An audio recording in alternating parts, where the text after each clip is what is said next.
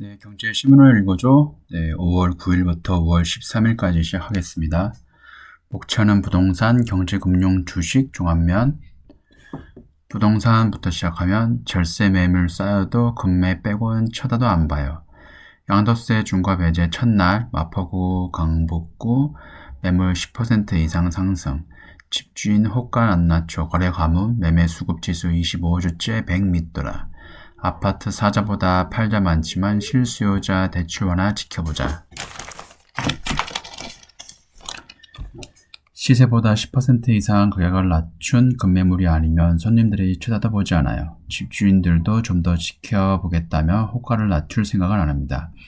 서울 아파트 매매 시장은 있어 거래 가뭄이 장기화할 조짐을 보이고 있다.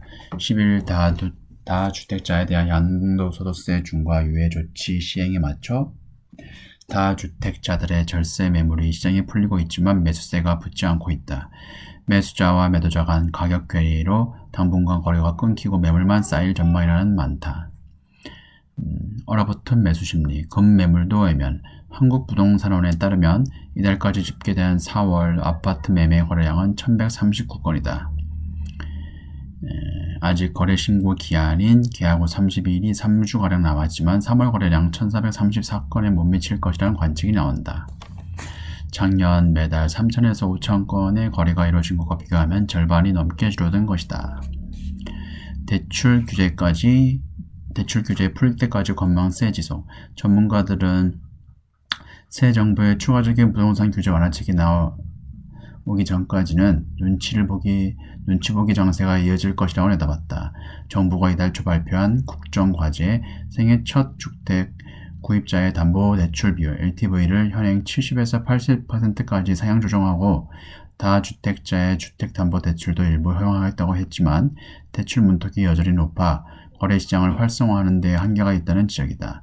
권 팀장은 기존 주택을 처분하는 조건을 다주택자 LTV 현재 규제 지역은 0%를 60%까지 높여주는 식의 핀셋식 완화 정책이 더 나와야 수요가 되살아날 수 있다고 말했다. 다만 새 정부의 부동산 규제 완화는 예전보다 점진적으로 추진될 것이라는 전망이 많다. 다음 집합상가 찬밥 1월 물건 910만원의 낙찰. 엔데믹 질환에도 유찰 속출. 상권 저물고 임대료도 추락. 낙찰가율 10% 이하 수두룩. 공실 불안에 관리비 부담 커져. 상권 분석 잘하면 수액 투자 가능. 이게 경매 같은 거를 설명하는 건데 보통 수원 같은 경우에는 한번 감정가 대비해가지고 초기 입찰가에 30%씩 떨어지고 그 외 지역이 뭐 30%도 있고 20%씩 떨어지는 경우도 있습니다. 예를 들어서 뭐 100을 기준으로 하면은 70%의 다음 2차는 77에 49, 49% 그렇고 20%씩 떨어지면 100에 80%, 그 다음에 88에 64, 그 다음에 2차는 64%에서 최저 낙찰가가 시작이 되는 겁니다. 사회적 거리두기로 직격탄을 맞은 집합상가, 건물 내 점포마다 소유권이 다른 상가, 코로나19 엔데믹 질환에도 여전히 찬밥 신세를 면치 못하고 있다. 상권이 저물면서 임대 가격도 하향 추세다. 경매시장에선 유찰을 거듭해 감정가 대비 10분의 1 토막난 가격으로 매각된 사례가 속출되고 있다. 이런 경우에 실제적으로 아무리 싸게 매입을 한다고 하더라도 낙찰을 받는다 하더라도 그 지역 인근에 상권이 다 죽어 있으면은 관리비만 계속 나가는 거기 때문에 되도록이면 낙찰을 받으면 안 됩니다. 몸값 대신에 뭐 한 몇십 개 정도 낙찰을 받을 수 있을 그를 지르게 된다고 하면은 내가 그 상권을 내가 다 살린다고는 그런 가정 하에서 낙찰을 받아야 합니다. 몸값이 바닥을 치는데도 경매시장에서 집합상가가 외면받는 이유는 공실 때문이다. 싼 값에 사더라도 공실이 지속되면 수십만 원의 관리비를 매월 감당해야 하기 때문이다. 네, 나와 있네요. 집합상가 임대 가격은 매년 하락하고 있다. 한국부동산원에 따르면 올 1분기 1월에서 3월 집합상가 임대가격 지수 2021년부터 4분기 99.9로 조사됐다. 전문가들은 종잣돈이 적은 상업용 부동산 투자자라면 집합상가에 투자하기에 적합한 시기라고 조언한다. 집합상가는 다른 상가보다 규모가 작아 투자 비용도 상대적으로 적은 편이다. 경매 시장에선 1,000에서 2천만 원대 서울 지역 상가를 살 수 있다. 집합상가 입찰 시점에는 업종 제한, 밀림 관리비 등을 꼼꼼히 살펴야 한다. 경매가 좋은 거는 뭐 권리금을 안 내도 돼야 되는 거니까 그거는 좋습니다. 네, 다른 건 뭐 별량이 없고. 다음, 추락하는 코스피 2,500선까지 밀릴 수도. 미국 빅스텝, 중국 봉쇄된 악재 겹쳐 시총 상위주들 줄줄이 내리막. FOMC 이후 증시 변동성 커져 증권과 일시적 추가 하락 가능성.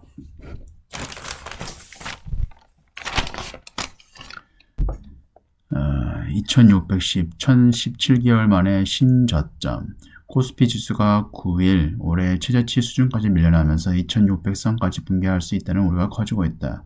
지난 5일 공개된 FOMC 통화 긴축 결정이 여전히 지속되고 있는 가운데 중국의 봉쇄 조치 강화, 일본의 경제 둔화, 암호화폐 급락 등 악재가 동시다발적으로 쏟아지고 있다. 전문가들은 지수가 2500선까지 하락할 가능성을 열어두고 매매해야 한다고 조언했다. 5월 10일 화요일 날짜입니다. 이날 코스피 지수는 1.27% 하락한 2610.81의 거래를 마쳤다. 다음 날인가? 미국의 CPI 지수가 8.3%, 컨센서스는 8.21%였는데 실제적으로 뭐 희망하는 거는 7.8%였고, 그런데 컨센서스 8.1%보다 높은 8.3%가 CPI 지수가 CPI가 CPI 커스터머 프라이스 인덱스가 예상보다 높게 나와가지고 그날 나스닥에 또 대폭락을 했습니다. 그 다음날 또 국장도 대폭락을 했고요. 그간 낙폭을 키웠던 네이버 등을 제외하고 시가총액 상위주는 대부분 약세를 면치 못했다. 삼성 SDI는 4.21% 급락했고 LG화학은 3%, LC트리온은 2.65% 하락했다. 이날 오전 장중 비트코인 등 암호화폐가 가격까지 급락하자 성장주도 함께 하락세를 키웠다. 최석원 SK증권 부문장은 시장은 약 14% 하락한 S&P 500 지수가 더 떨어질 여지가 있다고 보고 있다. 그는 긴축 국면에서 경기가 침체되면 기업 이익이 줄을 수밖에 없다며 현재 코스피 지수 밸류에이션, 실적 대비 주가 수준이 낮은 수준이지만 일시적으로 지수가 2,500선까지 하락할 가능성이 있다고 말했다. 다음, 경기 침체에 다가온다. 주식 원자재에서 안전자산으로 머니 무브. 전세계 인플레 압박 지속되며 스태그플레이션 공포 확산. 코스피 연일 최저치 추락. 미국 S&P 500도 4,000 밑으로. 국제유가 하루새 6% 급락. 안전자산 달러는 나홀로 강세. 11일 미국 소비자 물가 발표 주목, 증시 반등 계기 될지 관심. 글로벌 인플레이션과 경기 둔화에 따른 스태그플레이션 공포가 확산하면서 투자자들이 위험자산에서 안전자산으로 이동하는 현상이 가속화하고 있다. 주식과 원자재, 암호화폐 등 위험자산은 투매 현상까지 나타나면서 가격이 급락하고 달러화 등 안전자산으로 돈이 몰리고 있다. 전문가들은 미국 물가가 정점을 지나는 신호가 뚜렷해지고 금리 인상폭이 축소될 수 있다는 기대가 형성되기까지 길게는 2-3개월간 위험자산 회피 현상이 이어질 수 있다고 전망했다. 위험자산 동반 급락. 10일 코스피 지수는 0.5% 떨어진 2596.56의 장을 마쳤다.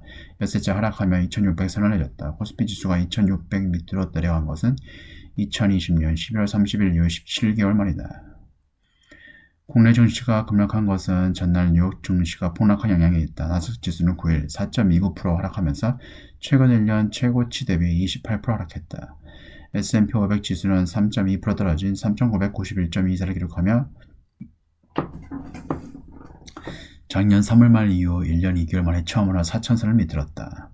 공포지수로 불리는 변동성 지수 빅스는 뉴욕 증시에서 이날 하루에만 15.1% 올라 34.75를 기록했다. 이 빅스에 대해서 제가 나름대로 주식 매수 매도 매뉴얼을 만든 게 있는데 빅스는 40 이상일 때 상당히 시장이 불안하다고 느끼는 거거든요. 이럴 때는 일단은 매수 종목을 발굴을 하기 위해서 노력을 하고, 그 다음에 한 달 뒤 빅스가 40 이상일 때 공포에 시장이 휩싸여 있을 때 바로 매입을 하면 안 되고, 한 달 뒤부터 매수를 시작하는 게 역대 한 40년 데이터, 강한국 작가의 데이터, 빅데이터를 확인을 해보니까 그때 가장 수익이 좋았다고 하기 때문에 데이터상 저도 그걸 한번 다음에는 따라 보려고 하고 있습니다. 달러화 강세는 지속. 위험 자산에서 빠져나간 자금은 안전 자산으로 몰리고 있다. 대표적 안전 자산인 달러 선호 현상이 짙어지고 있다. 10일 원 달러 환율은 2원 40전 오른 1276원 40전에 마감했다. 2020년 3월 19일 이후 2년 2개월 만에 최고치다. 주요 6개국 통화 대비 달러 가치를 나타내는 달러 인덱스는 올 초 96.21에서 9일 103.68로 7.7% 높아졌다.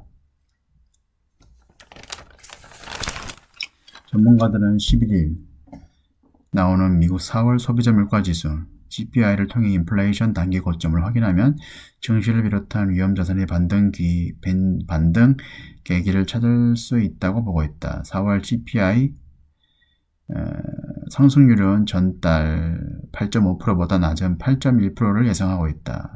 좀 전에 말씀드린 거죠. 8.3% 나왔다고. CPI가 예상보다 높게 나오면 시장은 다시 변동성이 커지면서 추가 조정을 받을 수 있다. 그래서 대폭락이 나왔고, 반대로 예상보다 낮게 나오면 인플레이션 정점 통과 기대가 커지면서 증시가 안정세를 보일 수 있다는 분석이 나온다. 하지만 인플레이션 정점을 확인하는데 몇 달이 걸릴 것이라는 신중론도 만만치 않다. 김영환 NH투자증권 연구원은 물가가 올라가는 속도가 둔화하면서 FED가 긴축을 줄일 것이라는 점이 확인돼야 한다며 2-3개월 정도 걸릴 것이라고 말했다. 국내 증시 반등도 글로벌 위험자산 선호 심리가 회복되어 본격화할 것으로 예상된다. 제로 코로나 정책을 고수하는 중국이 이를 포기하거나 대규모 경기 부양 정책을 발표하면 국내 증시 하단을 받쳐줄 수 있다는 분석이다. 김여기 교수 같은 경우에는 이번 FOMC 회의를 통해서 발표를 통해서 달러가 약세로 전환을 하면서 국장에 특히 삼성전자 이런 대형주가 좋아질 것이라고 예상을 했는데 지금은 여전히 달러 강세입니다.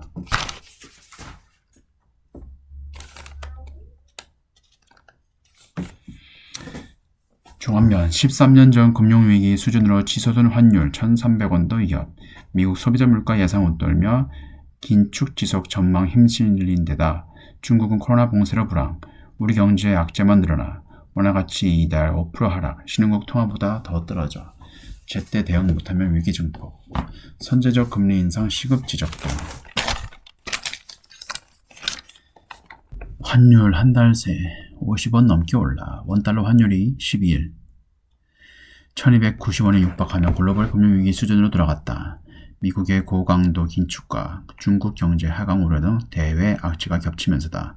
특히 중국발 위기로 한국 경제에 대한 불확실성이 이어지면서 원화 가치는 더 떨어질 것이라는 우려마저 나온다. 원달러 환율은 이날 서울 외환시장에서 장중 1291원 50전까지 뛰었다.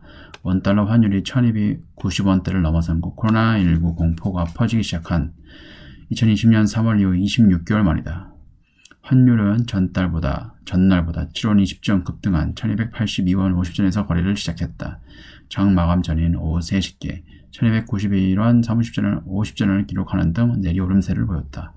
이후 30분간 하락이 지속되면서 가까스로 1288원 60전에 마감했다. 종가 기준으로는 약 13년 만에 최고였다. 환율이 급등한 것은 간밤에 미국 4월 소비자 물가지수 전년 동월 대비 8.3% 올랐다는 소식이 전해지면서다.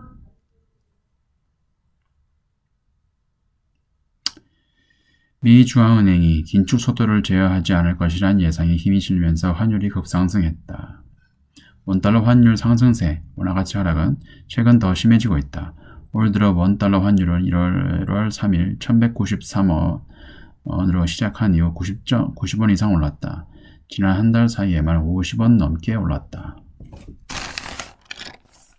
일각에서는 원달러 환율이 1,300원을 돌파할 것이라는 전망도 나온다. 원달러 환율이 1,300원을 넘은 것은 금융위기 직후인 2009년 7월 13일이 마지막이었다. 이에 따라 정부와 통화당국이 특단의 대책을 요구하는 목소리도 나온다. 일각에서는 한원이 선제적인 금리 인상에 나서야 한다는 지적도 있다.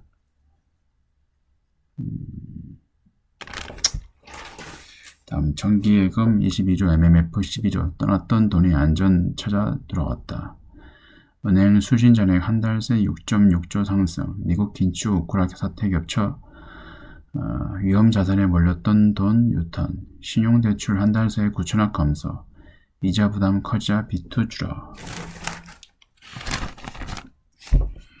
초저금리 시대 막 내리자 은행 예적금 37조 급증, 인터넷은행 K뱅크 최근 출범 5주년을 기념해 2.5% 금리를 주는 특판 정기예금을 내놨다.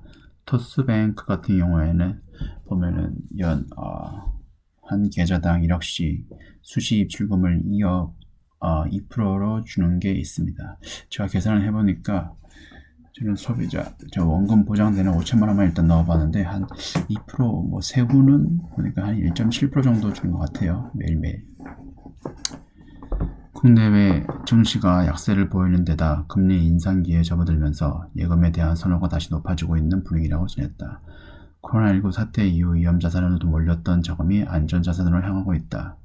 본격적인 금리 인상기에 접어든 데다 미국발 긴축, 우크라이나 전쟁, 중국 봉쇄 등으로 인한 불확실성이 커지면서다.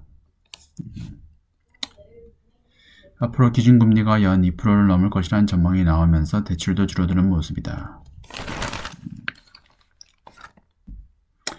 한은 관계자는 3월 이후 은행들이 가상금리 인하, 대출 한도 증액 등 영업을 강화하면서 작년 12월 이후 위축됐던 가계대출 추세가 조금씩 변하는 모습이라며 금리 상승 속에서 은행의 영업 강화가 계속 대출 증가로 이어질 것인지는 좀 더 지켜봐야 한다고 했다. 네, 여기까지고요. 지금까지 시청해주셔서 감사합니다.